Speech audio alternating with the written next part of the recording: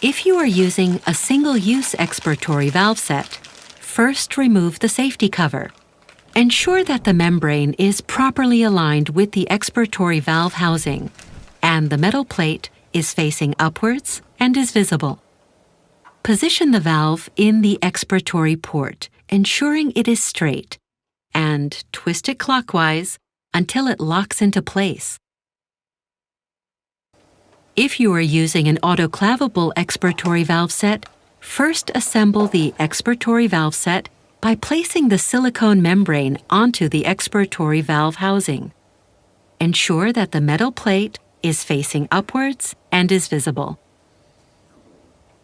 Position the valve in the expiratory port, ensuring it is straight, and twist it clockwise until it locks into place.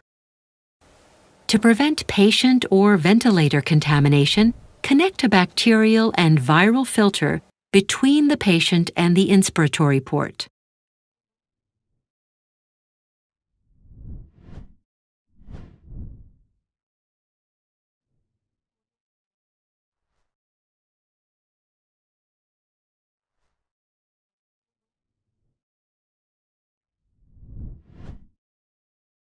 Choose the correct breathing circuit according to the patient group or selected treatment. The following information applies if you are using the Hamilton BC 8022 breathing circuit or any other double-limb breathing circuit for an active humidifier. Install a water bag or bottle above the humidifier.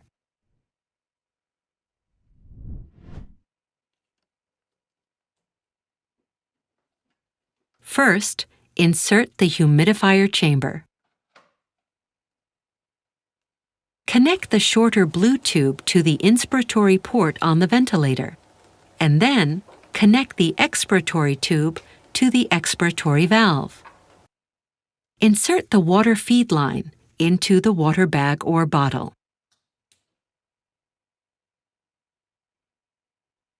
Make sure that all electrical contacts on the breathing circuit match the connecting element on the humidifier. Insert a flow sensor into the breathing circuit in front of the patient connection, that is, the Y piece. Attach the blue and clear tubes to the flow sensor connection ports on the ventilator. To prevent water accumulating in the flow sensor and tubing, position the flow sensor tubing on top of the flow sensor. The gas temperature is measured at the Y piece by means of the temperature probe integrated in the inspiratory limb. Keep the inspiratory limb positioned correctly. If you are using a coaxial breathing set with the proximal flow sensor, first, connect the main tube to the inspiratory port on the ventilator. Then connect the expandable expiratory tube to the expiratory valve. Finally, attach the blue and clear tubes to the flow sensor connection ports on the ventilator.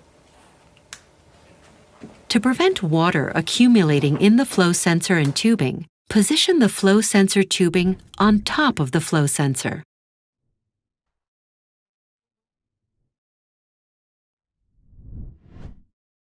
If you are using a mainstream CO2 sensor, connect it at this point to the corresponding connection port.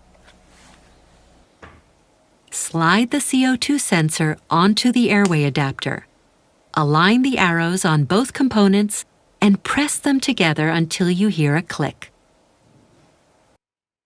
Then, connect the sensor with the airway adapter to the breathing circuit before the flow sensor.